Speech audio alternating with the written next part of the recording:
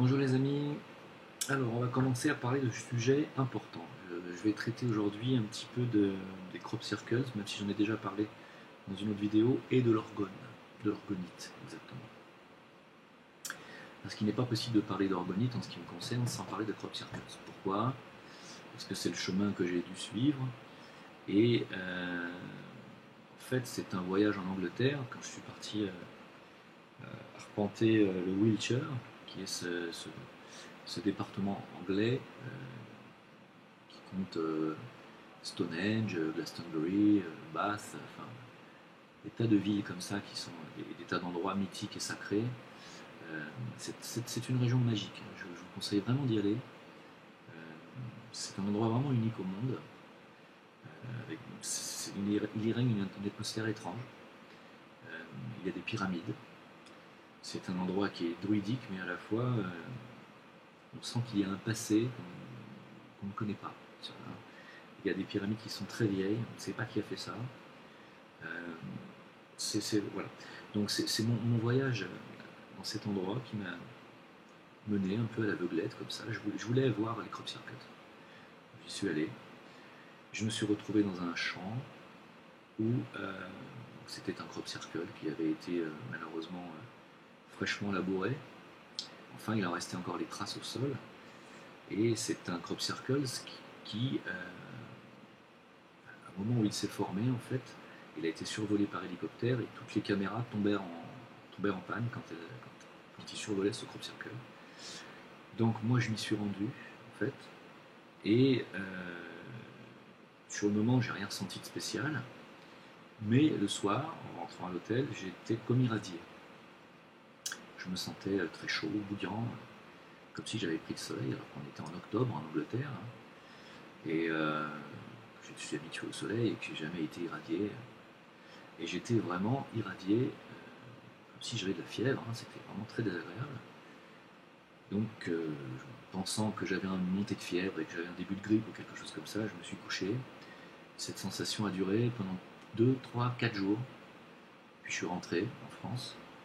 Et c'est là, en quelques jours après, que j'ai commencé à avoir des visions de formes géométriques. Alors, j'ai commencé à avoir des formes géométriques. Je ne comprenais pas ce que c'était.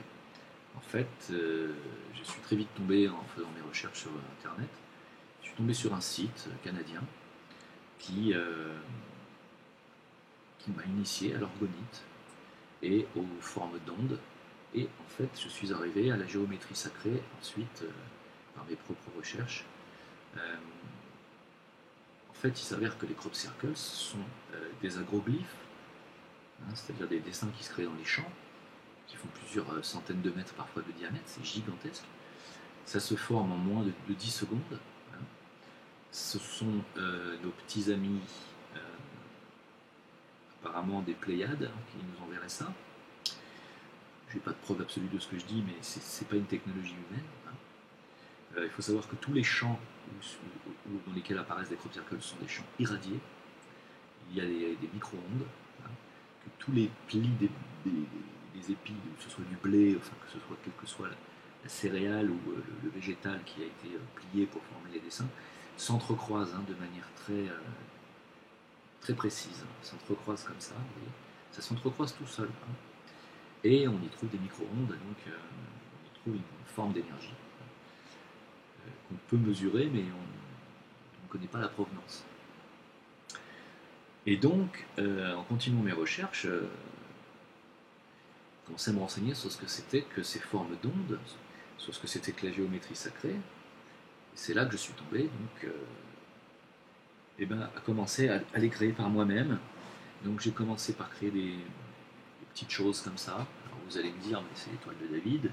Alors, oui, on peut voir ça comme une étoile de David, mais l'étoile de David en géométrie sacrée, c'est un tétraèdre. C'est ce qu'on appelle une étoile tétraédrique.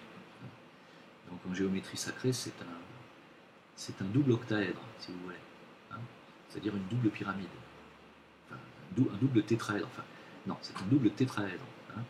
Donc c'est une étoile tétraédrique. Le tétraèdre qui fait partie des 5 corps platoniciens. Je tiens à le rappeler.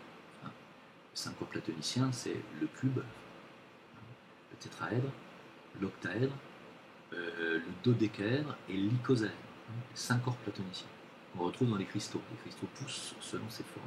Hein. Je parle toujours en généralité, parce qu'il y a toujours d'autres formes. Et donc j'ai commencé à voir cette forme. J'ai commencé à la voir et j'ai commencé à construire des médaillons en résine. Alors comme vous pouvez voir, ça ce sont des cristaux tout autour. Donc là il y a du quartz rose de l'hématite, quartz rose hématite, quartz rose hématite. Et à l'intérieur, nous avons des cristaux qui sont reliés entre eux par un fil de cuivre. Ce sont des cristaux de roche, avec de l'améthyste à l'intérieur. Là, nous avons donc notre étoile tétraédrique, et au centre, 6 quartz roses. C'est un médaillon qui est fait que j'ai conçu pour apaiser, pour s'endormir. Hein, il y a une énergie apaisante qui émane de ça. C'est du quartz rose et de l'hématite, qui sont les deux cristaux qui facilite le sommeil. Donc j'ai fait ce cristal, j'ai commencé par celui-là. C'est quelque chose qui m'est venu comme ça. Donc vous voyez, c'est pas un hasard. Hein. Il y a 6, donc c'est une étoile à 6 branches. Hein. Et puis il y a 6 cristaux ici qui sont entourés de fils de cuivre. 6 cristaux à l'intérieur.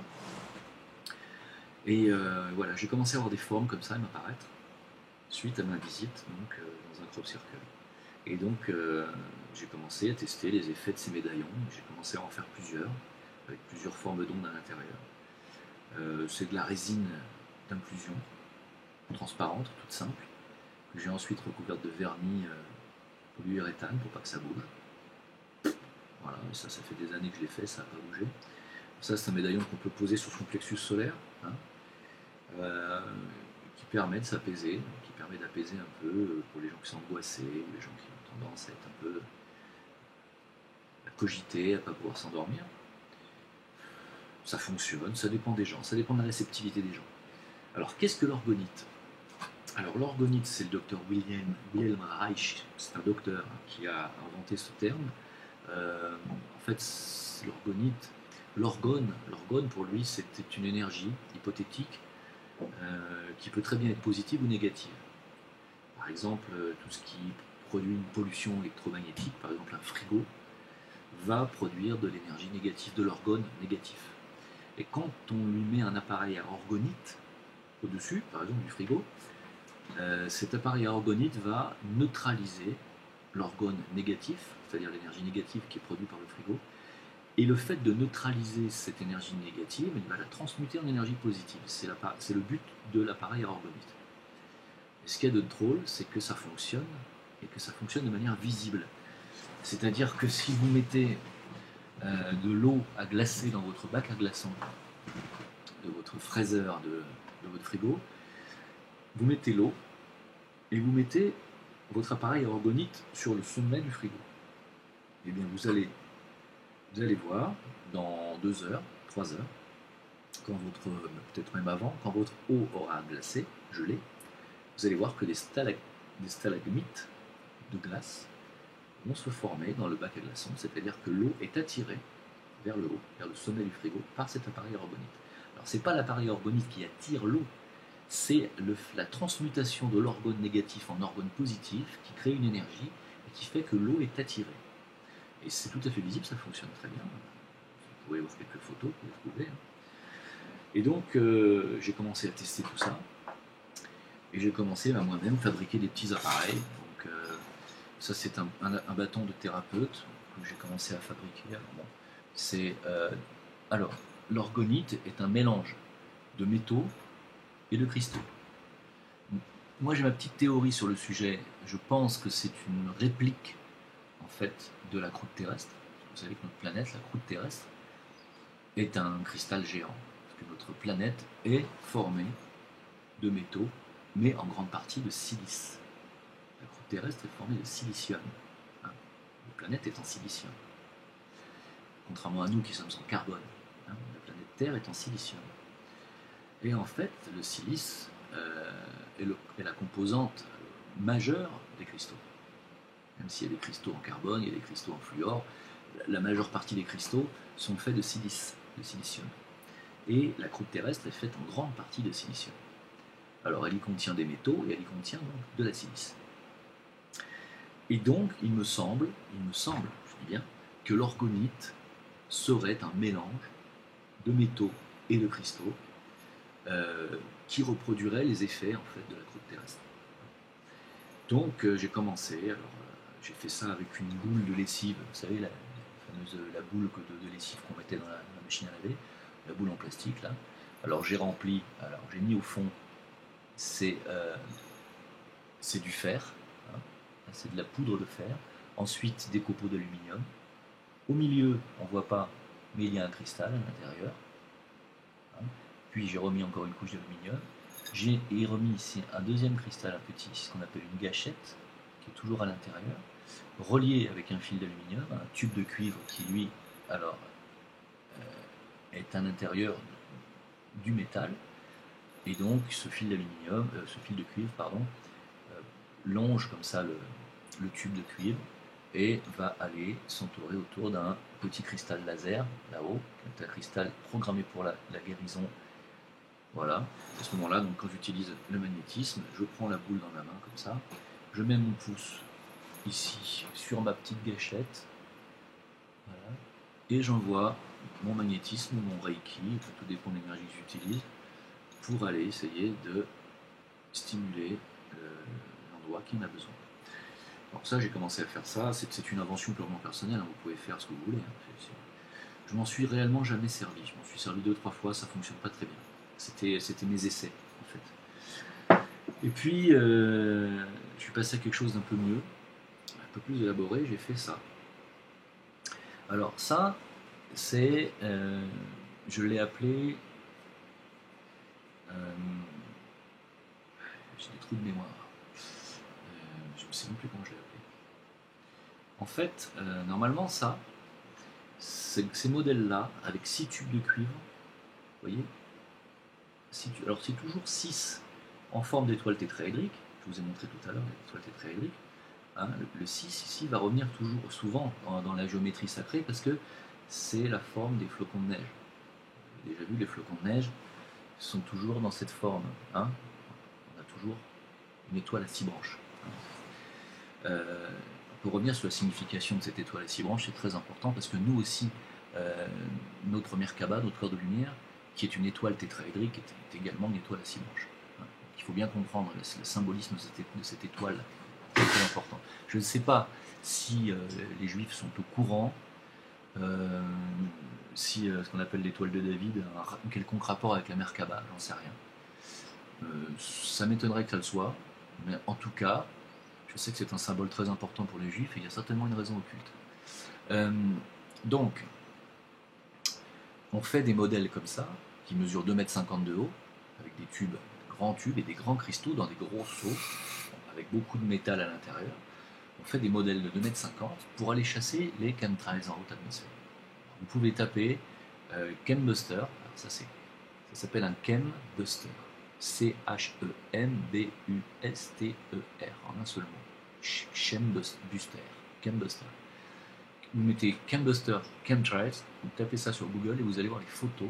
Vous allez voir les chemtrails qui se font complètement évaporer par ce chembuster qui est au sol, qui envoie donc, qui transmute les énergies négatives des chemtrails en positif et qui vous fait un ciel bleu, mais un trou littéralement de ciel bleu dans le ciel.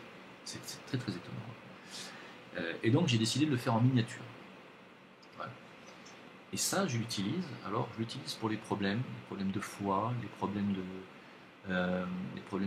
tissus, les problèmes osseux, les fractures, les foulures, les entorses, les problèmes organiques, d'intestin, etc. Et ça fonctionne. Alors, il y a à l'intérieur 6 cristaux d'améthyste, recouverts ensuite d'aluminium. Ensuite, alors, comme malheureusement, j'avais pas un... Là qu'on voit les tubes de cuivre qui rentrent à l'intérieur, et puis à l'intérieur de chaque tube de cuivre, il y a dans cette partie là, donc on peut les enlever les tubes de cuivre, hein, vous voyez, ça c'est amovible, hein, on peut les enlever. Il y a une partie à l'intérieur qui contiennent chacun un cristal laser, double face, double pointe, un biterminaire on appelle ça. Ce sont des cristaux de guérison. Hein. Et donc, eh bien, ces six tubes qui sont remplis à la base par les 6 cristaux dont je viens de vous parler, envoient une énergie. Et là, ils vont multiplier votre énergie. Si vous envoyez votre magnétisme là-dedans, je peux vous garantir que la personne va ressentir l'énergie. Ça vraiment, ça fonctionne. Ça, c'est moi qui l'ai inventé. Enfin, qui l'ai inventé. Je me suis basé sur le Canbuster de 2,40 m de haut pour en faire un thérapeutique. Voilà. Et ensuite, alors puisque j'ai à un moment donné fait un petit peu commerce de l'orgonite, je me suis arrêté parce que aujourd'hui j'habite dans un pays où je ne peux plus trouver les matières premières pour faire ça, donc j'ai arrêté. Et puis très vite, je suis passé à autre chose. Donc je suis passé à la fameuse pyramide au nombre d'or. C'est une pyramide aux proportions de Khéops. C'est-à-dire qu'elle a une angulation de 51,51 degrés. Donc elle est faite d'après le nombre phi, dont je vais parler dans une autre vidéo quand je vais commencer à aborder la géométrie sacrée. Donc ça, c'est une pyramide que, comme vous pouvez voir, qui contient un coil ici à l'intérieur, donc une spirale d'énergie, avec plusieurs couches de métaux et de cristaux. Donc on a du fer à la base, on a un cristal, comme vous voyez à l'intérieur peut-être, je ne sais pas si on le voit,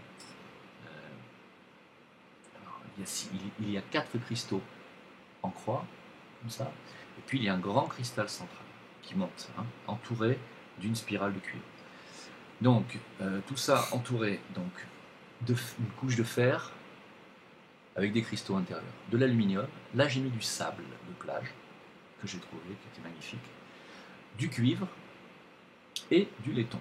Mais on peut mettre de l'or, on peut mettre de l'argent, on peut mettre ce qu'on veut. Plus on va mettre des métaux nobles et plus on va mettre des cristaux de bonne qualité, et plus l'appareil sera effectif.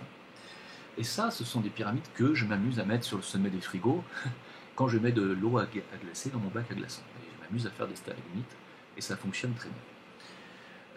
Ce qu'il faut savoir sur ces pyramides, c'est qu'il y a une grande entreprise française à l'époque, l'Alstom, m'en avait commandé 20, et comme ça, parce qu'ils avaient construit leur entreprise au-dessus de lignes à haute tension, et le personnel se plaignait de maux de tête, de nausées, etc. etc. Ils m'ont demandé si mes appareils pouvaient bloquer les énergies négatives. J'ai dit, écoutez, sans vous assurer que vous allez avoir 100% de résultats, on peut toujours essayer. Et puis le type était assez ouvert, il m'a dit, écoutez, j'ai un budget, je vous en commande 20. Ce qui à l'époque m'a permis de vivre pendant 3 mois, parce que je l'ai demandé quand même relativement... C'est pas donné de construire une pyramide comme ça, faut pas croire. Et j'en ai fabriqué 20, et quand la personne est venue les chercher chez moi, il est venu en voiture, il avait une belle voiture allemande toute neuve, il les a mis sur son siège arrière, et dans son coffre, les 20, et moi j'ai rien dit, et puis il a pris l'autoroute, il avait 400 km à faire. Et 1h30 après, il m'appelle et il me dit est-ce que vous pensez que vos pyramides puissent avoir un effet sur ma voiture? Je dis ça dépend, quel niveau? Moi je savais très bien que les pyramides d'orgonite transforment l'orgonite négatif en positif, donc automatiquement l'orgonite négatif produit par la voiture, les échappements, les échanges de gaz et les mauvaises énergies que peut émettre une voiture, je savais très bien que s'il pouvait y avoir une interaction. Il m'a dit parce que mon moteur a fondu. Il m'a dit je suis sur l'autoroute, mon moteur a fondu. Il m'a dit j'ai une voiture allemande neuve, elle a 25 000 km. Il m'a dit le dépanneur n'a jamais vu ça. Personne n'a jamais vu ça, le moteur a fondu. Je lui ai dit non, mais c'est pas possible, ça peut pas être ça. Parce que je voulais pas avoir de problème. Et évidemment c'était ça. C'est pour vous dire la puissance de ces appareils. Il paraît que si on en met quelques-uns même à la base, au pied, vous savez, des tours, des grandes tours qu'on met pour les portables, là, ces grandes tours qu'on met mais il paraît que ça les neutralise. Moi-même, j'ai pas essayé. Je sais qu'il y a des gens qui sont spécialisés dans ce genre de choses, qui mettent de l'orgonite partout, là où il y a des choses nocives. Ils s'amusent à en fabriquer, puis à en balancer, là, dès qu'il y a de la pollution, ils en balancent.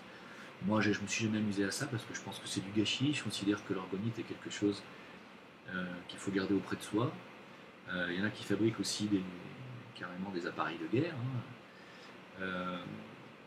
Renseignez-vous bien sur ces sujets-là, c'est un sujet qui est important, qui est intéressant, mais c'est pas non plus, il n'y a pas de quoi non plus devenir complètement fanatique. Je veux dire, on peut avoir des résultats qui sont marrants, qui peuvent être très intéressants, C'est pas non plus l'orgonite, voilà, bon, c'est bien, ça a des limites, comme tout. Hein. C'est pas miraculeux. Mais c'est un phénomène intéressant, c'est une découverte intéressante. Voilà, c'était ma petite participation sur l'orgonite, je voulais en parler. J'espère ne rien avoir oublié. Vous pouvez en fabriquer vous-même.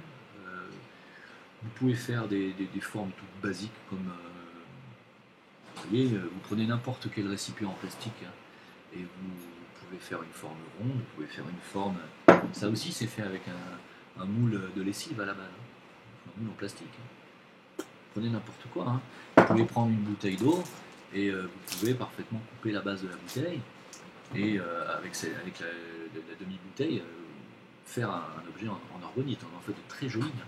Ce qui compte, c'est d'arriver à obtenir un résultat qui soit lumineux, qui fonctionne. Hein. Voilà.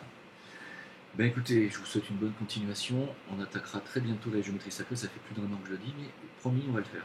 Voilà. À bientôt. Au revoir.